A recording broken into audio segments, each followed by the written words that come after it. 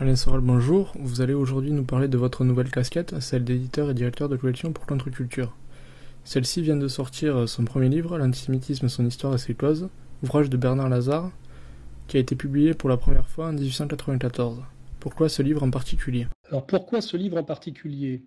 Déjà parce que je l'ai lu dans les années 80 et que j'avais trouvé que c'était un excellent livre et que c'était un livre introuvable, hein. Et j'ai toujours eu l'idée de le rééditer parce que j'estime que sur la question très complexe et dangereuse de ce qu'on appelle l'antisémitisme, en fait, qui est plutôt la question du judaïsme et de l'anti-judaïsme, autant donner la parole à un membre de la communauté intelligent et honnête, qui correspond d'ailleurs aux intellectuels juifs universalistes de la fin du 19e siècle. Et surtout, ce qui a emporté le morceau, c'est que vous savez que comment dirais-je, les droits d'auteur fonctionnent 70 ans après la mort de l'auteur, ce qui veut dire que ce livre était libre de droit, c'est-à-dire que rien, ça ne nous coûtait rien de le rééditer et que personne ne pouvait nous en empêcher. Voilà. Donc voilà deux raisons pour lesquelles nous rééditons ce livre. C'est un excellent livre, il était indisponible et il était libre de droit. Pouvez-vous nous en dire plus sur l'auteur Bernard Lazare, dreyfusard et militationniste de la première heure? Je crois que vous venez de dire déjà des choses qui nous éclairent sur le personnage. C'est typiquement un intellectuel français, on va dire d'origine juive, plutôt que d'ailleurs que de confession juive, d'origine juive, qui appartient à ces intellectuels juifs, on va dire, assimilés et universalistes, et qui, en tant que un individu cultivé d'origine juive se pose la question de l'antisémitisme et de l'antijudaïsme, mais ne se la pose pas du point de vue judéo-centré, mais du point de vue universaliste en recourant aux outils que sont l'histoire, la logique, la sociologie, la morale, etc. Ce qui fait que le livre est très profond, très intéressant. Donc nous sommes face à ce qu'on appelle le travail d'un intellectuel et d'un honnête homme, hein, ce qui est devenu de plus en plus rare aujourd'hui. Donc un intellectuel et un honnête homme qui réfléchit sur la question juive en étant lui-même d'origine juive. Voilà, donc ça rend le livre très intéressant. Après dire qu'il a été Dreyfusard de la première heure, c'est vrai qu'il a été un des défenseurs dès la première heure de Dreyfus, mais comme Charles Péguy, parce il y sentait une injustice et une manipulation de son point de vue qu'un capitaine français soit accusé d'espionnage à cause de ses origines. Voilà, donc c'était son point de vue, c'était celui de beaucoup d'intellectuels à l'époque, hein, Zola, surtout Péguy. On sait aujourd'hui que la question est beaucoup plus complexe et qu'il y a eu des instrumentalisations dans tous les sens. J'ai écrit là-dessus d'ailleurs pas mal de petites précisions dans mon dernier livre Comprendre l'Empire.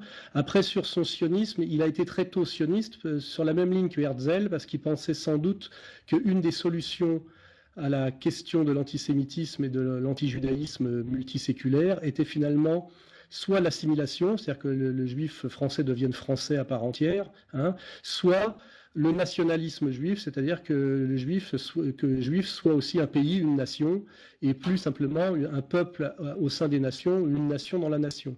Mais il faut savoir que quand le sionisme, après l'éviction de Herzl, est devenu, parce que Herzl s'est fait évincer dès le deuxième congrès sioniste au profit des religieux rabbiniques russes, dès qu'il a vu qu'en fait c'était un projet néo-biblique, il s'en est éloigné, car c'est-à-dire que dès que il a fallu que Israël soit absolument dans le lieu en Palestine, c'est-à-dire dans la terre promise par Dieu, il a vu que ce n'était plus un projet laïque et nationaliste, mais un projet religieux et on va dire néo-biblique, et il s'en est éloigné parce qu'il en a pressenti toutes les dérives que nous voyons et que nous constatons actuellement.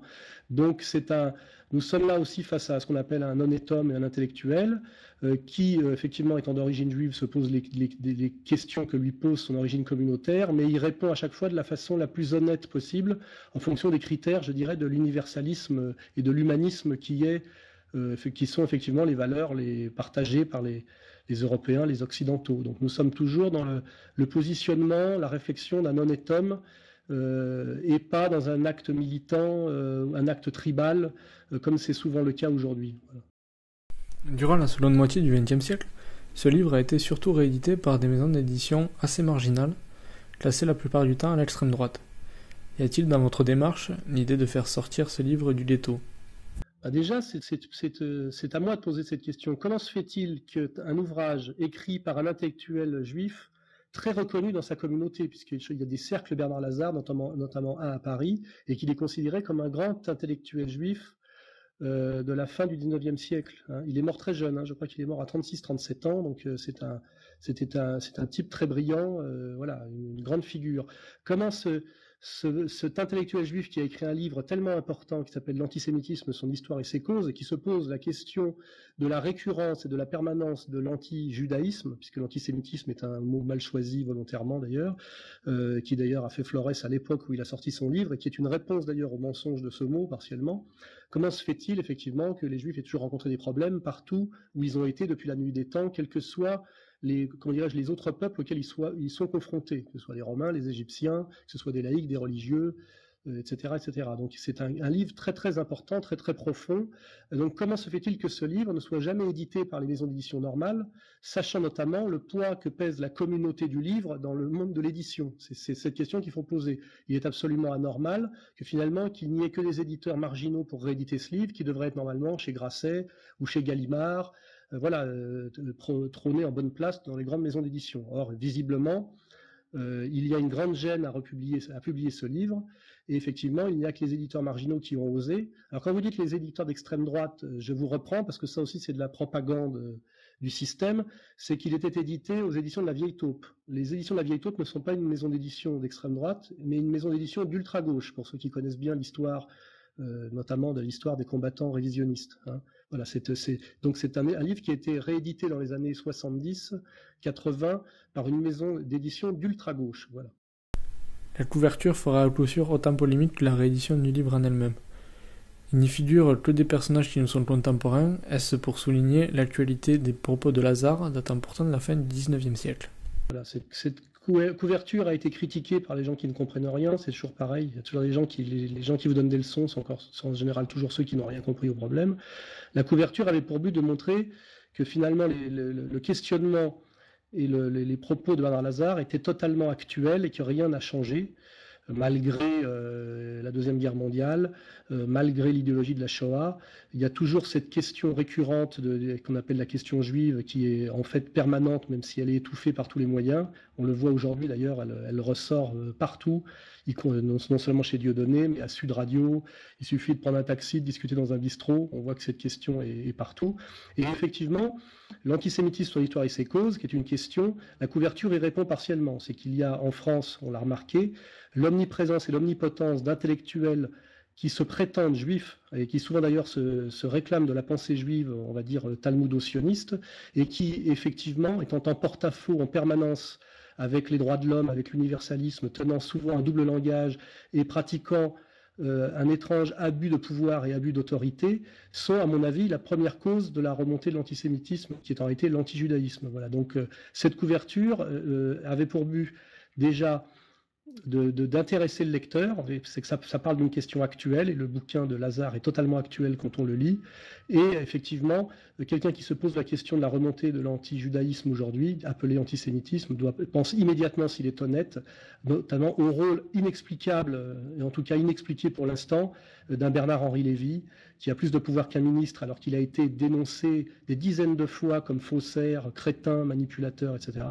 Et effectivement, nous avons hérité un livre qui est d'une actualité brûlante, et la couverture elle-même précise bien en quoi et pourquoi ce livre est une actualité brûlante. Voilà. Et effectivement, il y a dessus Bernard-Henri Lévy, il y a dessus Monsieur Kouchner, il y a dessus Monsieur Adler, il y a dessus Monsieur Attali, il y a dessus Monsieur Strauss-Kahn. Voilà, voilà, ça montre à quel point effectivement cette question du judaïsme et de l'antijudaïsme est présente aujourd'hui au sens le plus littéral et immédiat du terme. Pour finir, quels sont vos projets en tant qu'éditeur ? Alors, mes projets et nos projets en tant qu'éditeur, puisque nous sommes un collectif, hein, c'est effectivement de rééditer des livres introuvables ou pas édités, qui sont souvent libres de droit, parce qu'il y a aussi le problème du droit. Donc j'ai quelques idées, mais je ne vais pas les dévoiler parce qu'on pourrait me les piquer. Et puis aussi d'éditer des nouveautés purement et simplement. Et par exemple, là, nous sommes en ce moment sur un projet qui est déjà bien avancé, de coédition avec Dieudonné d'une bande dessinée. Voilà. Une bande dessinée scénarisée par moi, dialogués par Dieudonné et dont les dessins seraient faits par un certain Zéon, pour ceux qui nous suivent, qui a fait notamment l'affiche de mon livre Comprendre l'Empire, l'affiche de promotion. Voilà. Donc vous voyez que c'est assez éclectique. Contre-Culture est aussi un site internet de vente par correspondance de livres que nous conseillons, c'est-à-dire que nous vendons aussi les livres d'autres maisons d'édition, du moment que nous pouvons aider à leur circulation. C'est-à-dire que c'est aussi un site de conseil de lecture, vous voyez, et de découverte de livres auxquels que les gens ignoreraient si nous ne les mettions pas en avant. C'est une maison aussi de réédition de livres libres de droit ou de réédition de livres un peu à l'abandon. Et c'est aussi une maison d'édition de création. Et je vous dis, nous avons ce projet de bande dessinée avec Dieudonné. Il y a aussi le projet de rééditer certains livres de moi qui ne sont pas trouvables, comme La vie d'un vaurien, qui est mon premier roman qui n'est plus édité. Et aussi le deuxième bouquin que j'ai édité dans ma vie, qui était un livre de cours sur la sociologie du vêtement, ce qui est assez intéressant, qui s'appelle La création de mode, qui est à moi et qui n'a jamais été réédité depuis 1987. Donc nous allons l'éditer aussi.